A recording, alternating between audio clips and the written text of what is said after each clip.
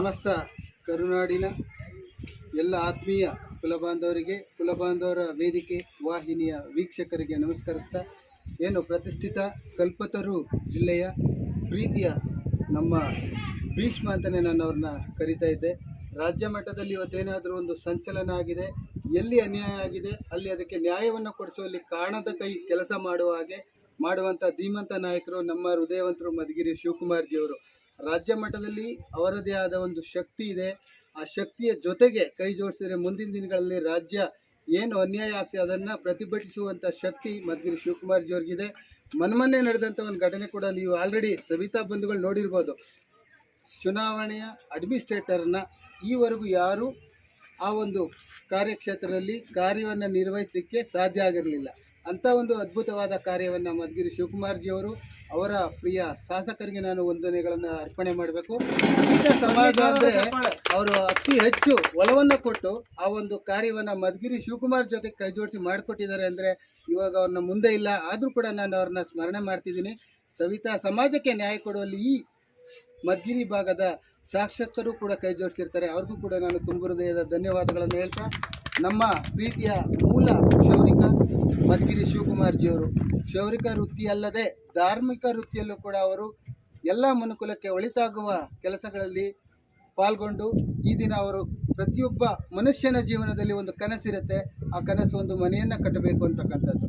ಅಂಥ ಕನಸಿನ ಮನೆಯನ್ನು ಇವತ್ತು ಕಟ್ಟಿ ಲೋಕಾರ್ಪಣೆ ಮಾಡಿ ಹಲವಾರು ಸಮುದಾಯದ ಜನ, ಹೊರಗಿನ ಜನ ಎಲ್ಲರನ್ನೂ ಕರೆದು ಅವರಿಗೆ ಆತಿಥ್ಯವನ್ನು ನೀಡಿದಂಥ ಧೀಮಂತ ಆದರ್ಶ ದಂಪತಿಗಳಿಗೆ ಈ ದಿನ ಬಸವ ಜಯಂತಿ ಅಕ್ಷಯ ತತಿಗೆ ಅಕ್ಷಯವಾಗಲಿ, ಅವರ ಕುಟುಂಬ ಮತ್ತಷ್ಟು ಮೇಲುವರ್ಗಕ್ಕೆ ಏರಲಿ ಅಂತೇಳಿ ಕುಲಬಾಂಧವರ ವೇದಿಕೆ ತಂಡದ ಪರವಾಗಿ ಅವ್ರಿಗೊಂದು ಶುಭವನ್ನು ಕೋರ್ತಾ, ಅವರ ಬಾಲಿ ಎರಡು ಮಾತು. ಈ ಒಂದು ಸಿದಿನಕ್ಕೆ ಏನು ಹೇಳ್ತಾರೆ, ಇಷ್ಟು ನಿನ್ನ ಕುಲಬಾಂಧವರ ಜೊತೆಗೆ ನಿನ್ನ ಅಕ್ಕ ತಂಗಿ ಅಣ್ಣ ತಮ್ಮ ಎಲ್ಲ ಬಾಂಧವ್ಯ ನಿಮ್ಮ ಜೊತೆಗಿದೆ. ನಿಮ್ಮ ಹರ್ಷೋದ್ಧಾರದ ಎರಡು ನುಡಿಗಳು ಕೂತ್ಕೊಂಡ್ರೆ ಮಾತಾಡಲ್ಲ. ನನಗೆ ಇನ್ನೊಂದು ಶಾಲೆ ಬೇಕಾಗ್ತದೆ. ಇನ್ನೊಂದು ಶಾಲೆ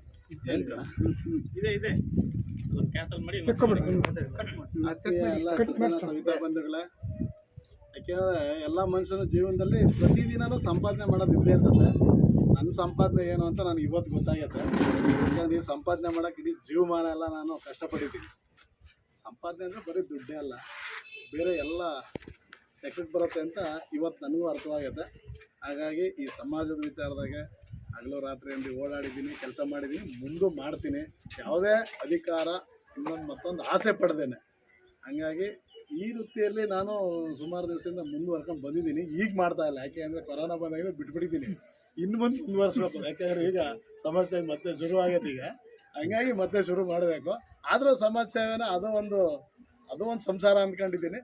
ಅದನ್ನು ಯಾವುದೇ ಕಾರಣಕ್ಕೆ ಬಿಡೋದಿಲ್ಲ, ನಿರಂತರವಾಗಿ ಮಾಡ್ತಾ ಇರ್ತೀನಿ. ಅದಕ್ಕೆ ನಿಮ್ಮೆಲ್ಲರ ಸಹಕಾರ ಅತ್ಯಮೂಲ್ಯವಾಗಿ ಯಶಸ್ವಿಯಾಗಿ ನಡೆಸೋದಕ್ಕೆ ಬೇಕೇ ಬೇಕು ಅಂತ ಈ ಮೂಲಕ ಎಲ್ಲರನ್ನೂ ಕೇಳ್ಕೊಳ್ತಾ ಇದ್ದೀನಿ. ಶ್ರೀಮತಿಯವ್ರ ಪರಿಚಯ ಮಾಡಲಿಲ್ಲ, ಕುಟುಂಬದ ನಮ್ಮ ಶ್ರೀಮತಿಯವರು ಏನೋ ಚೈತ್ರ ಅಂತ ಹೇಳ್ಬಿಟ್ಟು ಅವರು ಸಹ ಸಹಕಾರ ಸಂಘದ ನಿರ್ದೇಶಕರಾಗಿ ಕೆಲಸ ಮಾಡ್ತಾ ಇದ್ದಾರೆ ಈಗ ಹಾಲಿ. ಅವ್ರು ಇವತ್ತು ನೀವೇನಾದ್ರೂ ಮನೆಯನ್ನ ಕಟ್ಟಿದ್ರಿ, ಸಮಾಜದಲ್ಲಿ ಓಡಾಡ್ತಿದ್ರಿ ಅಂದ್ರೆ ನಿಮ್ ಸ್ಫೂರ್ತಿ ಚೈತ್ರ ಮೇಡಮ್. ಎಲ್ಲಿ ಯಾವುದೇ ಒಬ್ಬ ಮನುಷ್ಯ ತನ್ನ ಮನೆಯನ್ನ ಗೆದ್ದರೆ ಪ್ರಪಂಚವನ್ನ ಗೆದ್ದಂತೆ ಅಂತ ಒಂದು ಅದ್ಭುತವಾದ ಆದರ್ಶ ದಂಪತಿಗಳಿಗೆ ನಾವೆಲ್ಲರೂ ಸೇರಿ ಒಂದು ಸನ್ಮಾನವನ್ನ ಮಾಡಿ ಒಂದು ಪುಷ್ಪ ನಮನವನ್ನ ಸಲ್ಲಿಸೋಣ. ತುಂಬ ಹೃದಯದ ಧನ್ಯವಾದಗಳು ಇಬ್ಬರು ದಂಪತಿಗಳಿಗೆ.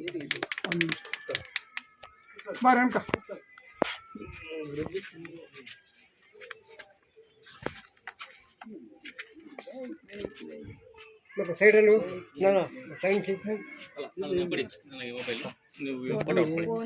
ಗೊತ್ತಿದೆ, ಮಹಾಭಾರತವನ್ನ ಪ್ರತಿಯೊಬ್ರು ನೋಡಿರ್ತೀರ, ಅವರ ಕಾರ್ಯ ಸಾಧನೆ ಏನಂತ ನೋಡಿರ್ತೀರ. ಅಂತ ಒಬ್ಬ ನನ್ನ ಸಮಾಜದ ಧೀಮಂತ ನಾಯಕರು ಕಲ್ಪತರು ನಾಡಿನ ಭೀಷ್ಮರವರಿಗೆ ಇನ್ನು ಮುಂದೆ ಅತಿ ಹೆಚ್ಚು ಅಕ್ಷಯವಾಗಲಿ ಅಂತೇಳಿ ಒಂದು ಪುಷ್ಪ ನಮನ.